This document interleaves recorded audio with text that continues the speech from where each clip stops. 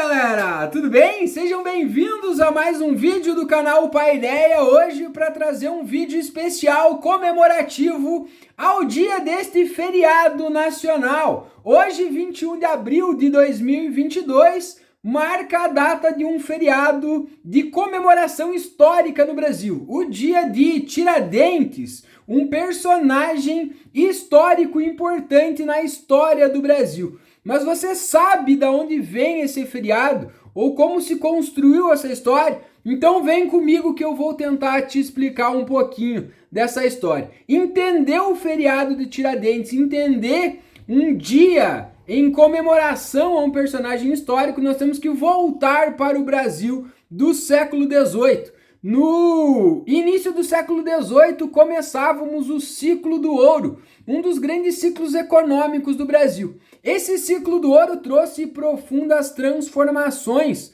para a economia, para a sociedade, para a demografia brasileira, para a cultura. Enfim, o ouro foi um dos momentos importantes que ajuda a gente a compreender a construção do nosso país enquanto nação. Então, a partir do século XVIII, nós temos a chegada de uma galera aqui, um grande crescimento demográfico, né? Uma sociedade mais dinâmica, porque a sociedade do ouro é uma sociedade mais com características urbanas, uma circulação de mais pessoas vindo da Europa, de outros lugares do mundo, que faz acontecer e ocorrer uma troca cultural. Então também temos essas grandes transformações. Então, tentando cuidar deste ouro, começa um pouquinho da história da fiscalização da coroa portuguesa para literalmente colher esse ouro e levar para os seus cofres em Portugal. Em 1519, a coroa portuguesa então cria aquilo que vai marcar a cobrança dos impostos do ouro, o famoso quinto. Então, de tudo aquilo que os mineiros encontravam, um quinto, 20% daquilo encontrado em peso de ouro seria cobrado e arrecadado em impostos.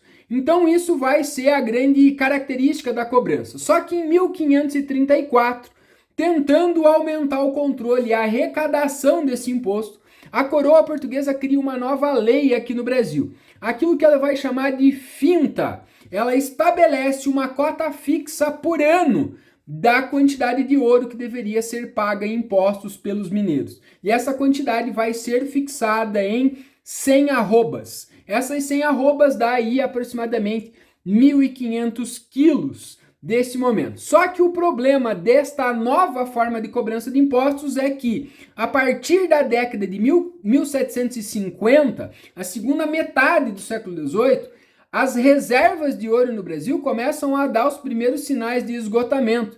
Então a quantidade de ouro começa a diminuir, né?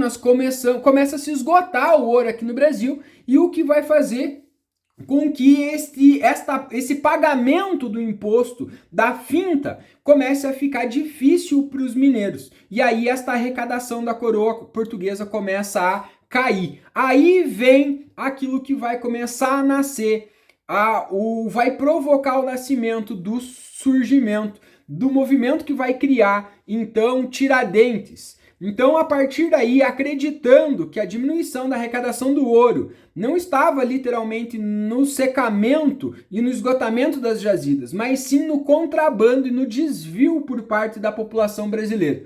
Então, a coroa vai decretar e vai instituir em 1750 a derrama. Se a colônia brasileira não pagasse as 100 arrobas de ouro instituídas e ficasse em 2 anos sem alcançar a meta das 100 arrobas, o pagamento seria completado e seria cobrado de forma autoritária a recolher bens dos habitantes e dos mineiros. Então, a coroa portuguesa teria que obrigatoriamente pagar as 100 arrobas determinada pela coroa portuguesa. Caso contrário, essas 100 arrobas, se não fosse paga em ouro, poderia ser recolhida em outros bens dos mineiros ou daqueles donos de lavras nesse momento. É lógico que isso provocou um grande movimento de contestação por parte da população brasileira, que achava injusto, primeiro, a quantidade de ouro, e também pelo fato da coroa portuguesa não compreender que as jazidas estavam se esgotando. Então, a primeira vez que a derrama foi decretada ocorreu em 1763, né? Sobre, enfim, né? Uma cobrança violenta, o uso da violência era muito comum e era autorizado pela coroa portuguesa. E uma nova derrama tinha sido marcada para ocorrer em 1789. Então dentro desse contexto e em 1789 nós temos já basicamente o ouro esgotado no Brasil, muitos mineiros com grandes quantidades de dívida com a coroa portuguesa, e aí começam os movimentos de conspiração contra a coroa portuguesa. Então, com o objetivo de impedir essa cobrança violenta e a cobrança de decretação da derrama, um grupo da elite mineira, tá, formados por intelectuais, formados por padres, por cobradores de impostos e por um alfere, começa a se organizar para, de uma forma geral, agir, organizando uma revolta contra a coroa portuguesa. E aí começa a se desenhar e nascer aquilo que vai ficar conhecido na história como Conjuração Mineira, um movimento desta elite para tentar derrubar a cobrança e a decretação da derrama. Então, esta articulação começa ainda em 1788, né, com padres como José Rolim, Carlos Toledo, cobradores de impostos como João Rodrigues de Macedo, Joaquim Silvério dos Reis, Domingos de Abreu, poetas como Tomás Antônio Gonzaga, que inclusive vai ser o responsável pela inscrição e pela escrita da Constituição da República que buscavam proclamar, e Cláudio Manuel da Costa, e em especial um alferes que no meio desses conspiradores destacou-se e marcou a história. Joaquim José da Silva Xavier, popularmente conhecido como Tiradentes. Então esse grupo conspirou, organizou-se, reuniu-se em segredo, organizou um movimento e uma revolta, estabeleceu as tarefas de cada um. Alguns iriam comprar armas, alguns iam cuidar das estratégias, alguns da divulgação, outros da articulação das tropas, enfim, cada um tinha um trabalho dentro desse processo da organização da revolta, né, de chamar e conseguir apoio em outras regiões. E aí esse movimento começa a ser articulado e montado, né? O movimento da Conjuração Mineira, ele extrapolou não só a revolta contra a coroa, mas esse movimento em especial, ele foi basicamente influenciado pelos ideais iluministas, pelos grandes movimentos que estavam acontecendo no mundo nesse finalzinho do século XVIII. Independência dos Estados Unidos, né? Aqueles grandes ideais do liberalismo econômico, os ideais que depois vão se materializar na Revolução Francesa, de liberdade e igualdade. Então, essas discussões extrapolaram não só a questão da cobrança dos impostos do ouro, mas também para outras questões sociais, políticas, econômicas, culturais, né, que fazia parte da nova sociedade que começava a se desenhar nesse momento. Então, principalmente, os princípios de liberdade e igualdade marcaram a concretização e a materialização desse movimento.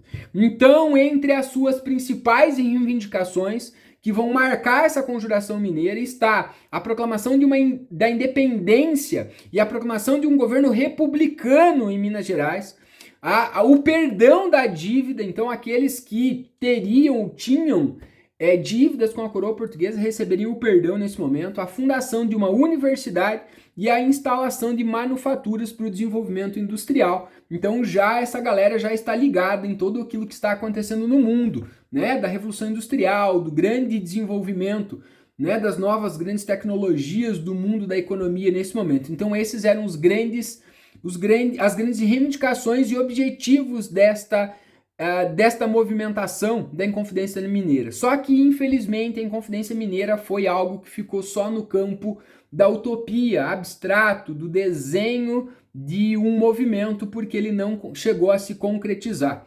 Em março de 1789, Joaquim Silvério dos Reis, um dos membros da Inconfidência Mineira, um cara que possuía grandes e altas dívidas com a coroa portuguesa, vendo ali uma possibilidade de se livrar e conseguiu o perdão. Ele procura o novo governador da capitania, Luiz Antônio Furtado de Castro, o Visconde de Barbacena, e deleta os conspiradores, os seus parceiros, em nome ou na tentativa de conseguir o perdão das dívidas da coroa portuguesa.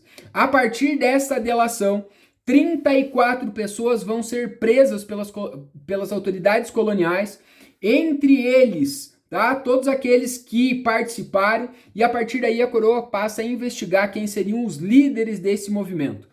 11 dos conspiradores são presos e condenados à morte, mas 10 deles vão conseguir o perdão da Dona Maria I, a rainha de Portugal, nesse momento. Alguns vão receber o perdão literalmente, alguns vão ser degradados por um determinado tempo na África, alguns vão ser banidos do Brasil, mas, enfim, pelo principal motivo de que em algum momento tinham algum contato de proximidade com a Dona Maria.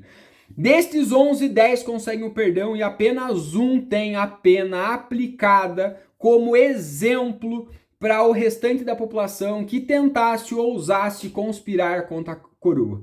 E aí é nesse contexto que Joaquim José da Silva Xavier, o Tiradentes, no dia 21 de abril de 1792, é condenado e a sua pena é aplicada. Ele é enforcado e logo após esquartejado, e depois o seu corpo é dividido e espalhado pela estrada real de Vila Rica, o caminho que era feito com ouro para o escoamento nos portos do Rio de Janeiro, deixando ali esses membros do Tiradentes como exemplo para que as pessoas vissem o que este grupo tentou fazer e não tentasse repetir ou não ousassem repetir nesse sentido. Então a Conjuração Mineira, gente, a Inconfidência Mineira, como ficou conhecida, é um dos movimentos mais significativos da história colonial do Brasil. Apesar das grandes hipocrisias que tem de não levantar algumas das grandes discussões sociais, políticas, culturais do Brasil, como a questão da escravidão, buscavam uma liberdade, mas percebe-se que não é uma liberdade para todos, é para alguns conjuntos de interesse. Esse movimento ele ficou extremamente marcado e é extremamente importante como um marco na história do Brasil. Simboliza em especial o início de uma luta pelo bem comum do Brasil nesse momento. É o primeiro grande movimento que busca algo pensando no todo, apesar de ainda ser limitado a alguns aspectos, é o primeiro movimento que olha por uma questão mais estrutural, que vai buscar romper com algumas das grandes estruturas da exploração do Brasil colônia, e também é o primeiro movimento que vai buscar romper com a ordem colonial. Todos os outros movimentos que nós tivemos no Brasil, nenhum levantou uma ideia, uma possibilidade de fazer o rompimento da independência. Então nós só vamos ver um outro movimento chegar próximo a isso, literalmente lá em 1822, quando vamos nos tornar independentes de Portugal e vamos nascer como nação. Mas a importância da Conjuração Baiana, da Inconfidência Mineira, nesse momento é justamente começar a desenhar este projeto de nação brasileira que vai começar a se desenhar e vai acabar culminando lá na frente em 1822. E é neste contexto que surge a figura de Tiradentes. Num primeiro momento condenado como conspirador, como traidor. Depois, quando vivemos a proclamação da República, Tiradentes é trazido para o panteão dos grandes heróis nacionais. Quando vamos nos tornar república, precisamos construir imagens que representem a luta do Brasil pela construção do nosso país. Então, Tiradentes é resgatado literalmente das sombras e nasce como um grande herói. E nesse meio caminho, nesse caminho da República, ele vai ganhando cada vez mais notoriedade até ganhar um dia específico como um feriado. Por isso comemoramos hoje, 21 de abril, o dia de um desses nossos heróis nacionais, dia de Tiradentes, que marca um pouquinho e é um marco importante da construção da nossa identidade enquanto nação, enquanto país, um símbolo de luta de forma geral, por um bem maior, por um bem comum, ok? Gostou do vídeo? Deixa sua curtida e segue o canal.